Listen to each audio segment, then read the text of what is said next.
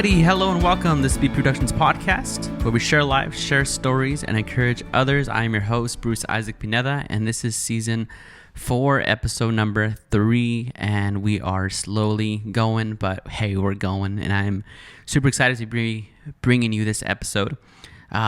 This was originally supposed to be posted on Friday.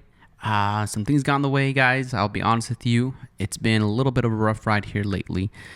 But I hope you guys are doing well, and I thank you for tuning in, and we're just going to shoot right off with this episode, guys, because I'm excited for this one. You know, I sat down, I took some notes, and I started thinking about some things I wanted to talk about and share that were on my heart, right?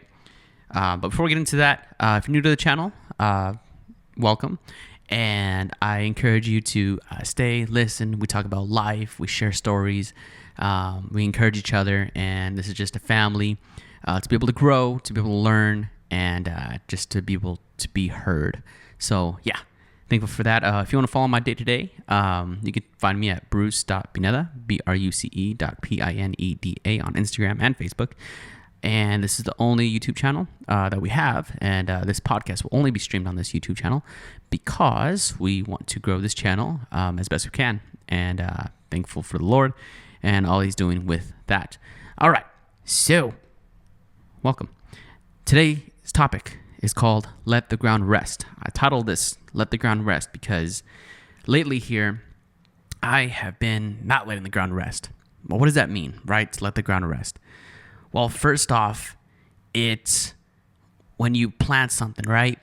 And you plant something expecting it to grow. Well, once you plant that seed, you have to allow it to take time to grow, right? You have to allow the ground to rest. You have to allow the sun, the water, the nutrients, to allow that seed to grow. And that takes time. And so letting the ground rest, in basic terms, just means leaving it alone.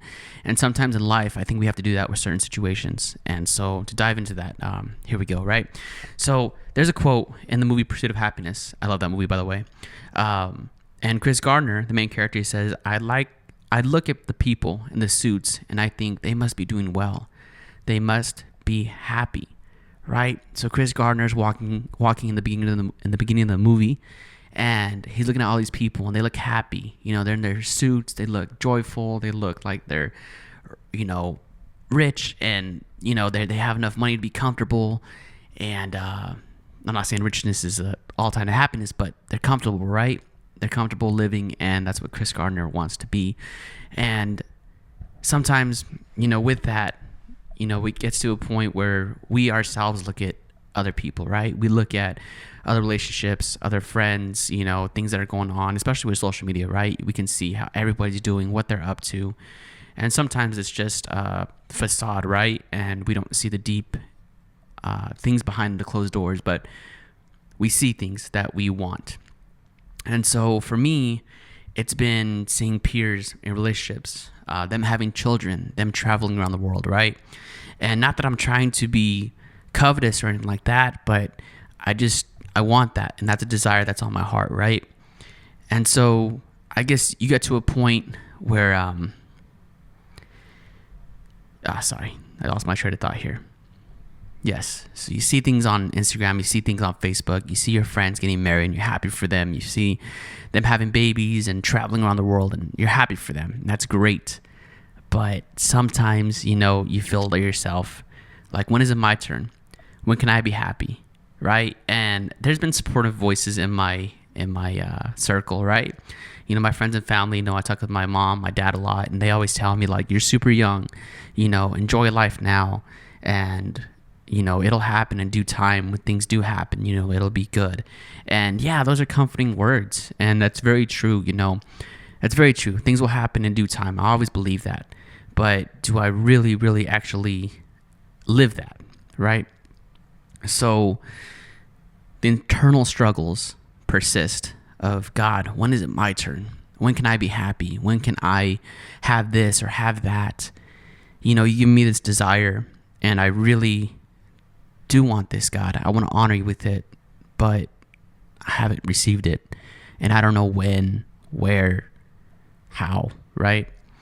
And so that leads us to this, the fourth topic here, the importance of planting and waiting, right? So again, understanding the metaphor of letting the ground rest, planting the seed, allowing it to grow and give time, right? So God gives us desires for good things. He does. And that could be other things too, right? Not just relationships, not just having kids, but career goals, right? Career goals, schooling, whatever it may be, relationships to family, just all types of goals, fitness wise, there's everything. And I hope that this pertains to you too, right? And so I started thinking of things that, well, what can I do and what am I doing that's going to lead me towards that goal? And there's little things in between, but the basis of it is that my job is to love God and to love people.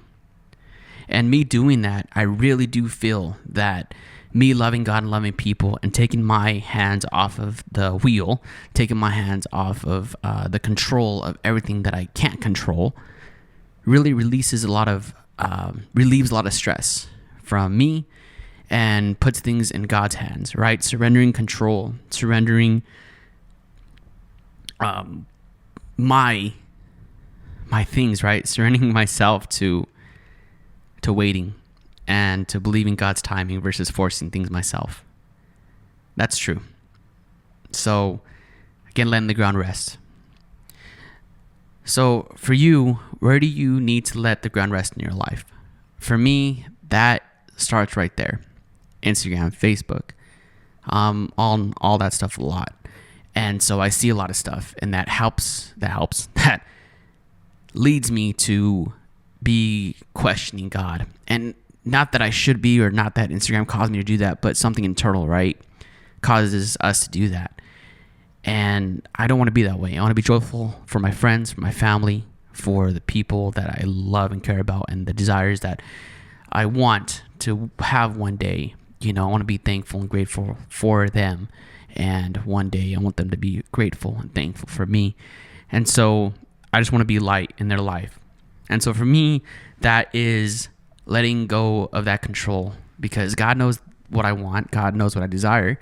And so therefore, I know that He is good, and He has called me to love Him and to love others. And with that, I think in due time, that seed will grow and it'll happen, right? I have to believe that. I do. There's no other way.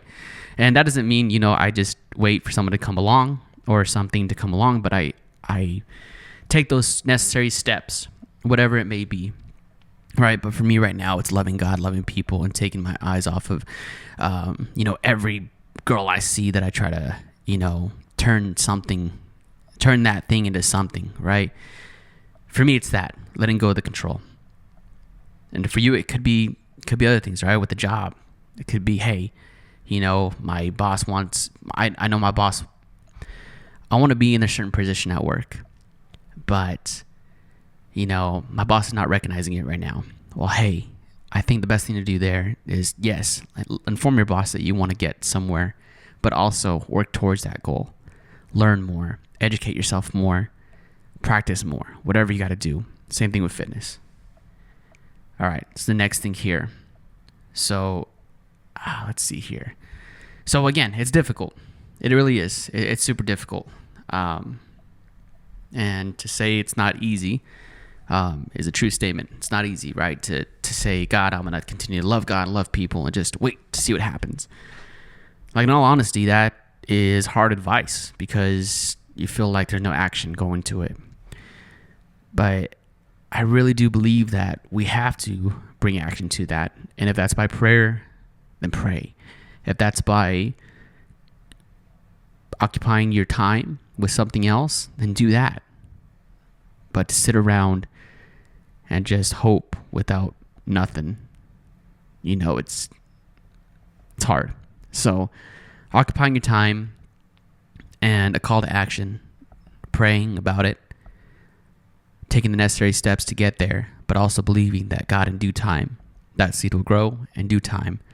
It's going to happen, and I'm not going to force things myself, but rather I'm going to let the ground rest and continue to till the soil, continue to water that plant, continue to allow the sunlight to beam on that ground, and that seed will grow.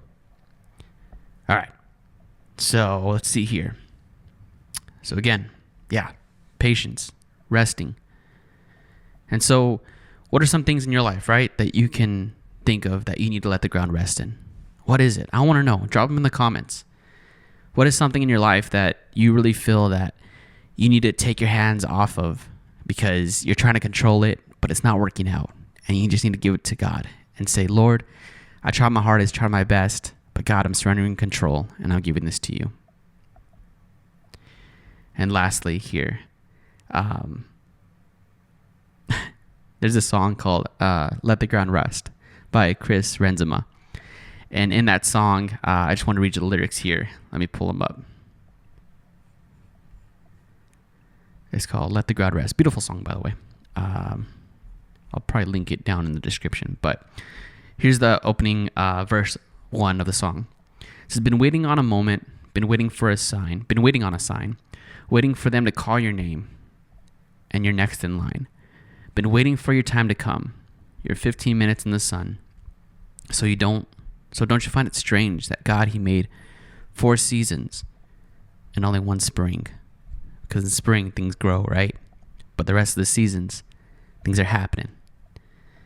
And at the ending of that song, it says, because he'll finish what he starts. He started this, I know. But if he saw the plans, maybe you wouldn't go. I watched him plant a seed and then let the ground rest. So child, oh believe, because I promise there's a harvest. And the chorus is, so let the ground rest, because if it's not right now, it's for the best. You're going to grow, I know this, but for now, just let the ground rest.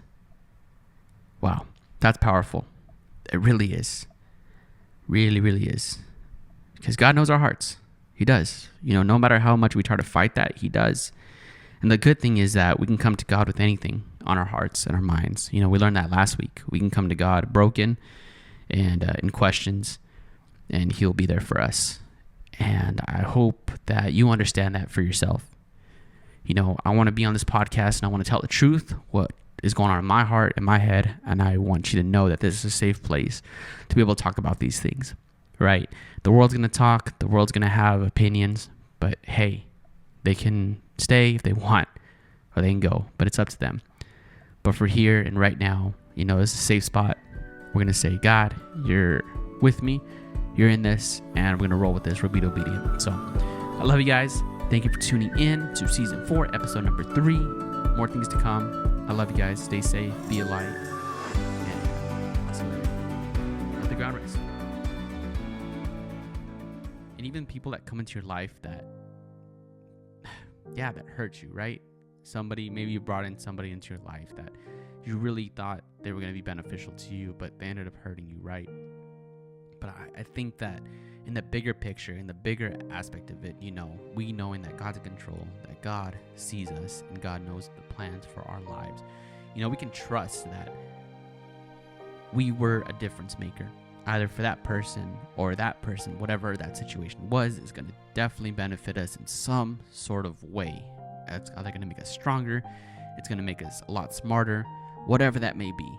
So I really want to hold on to those 2 things. One of them, do not worry if I cannot control it. The second one, people come into your life for a reason.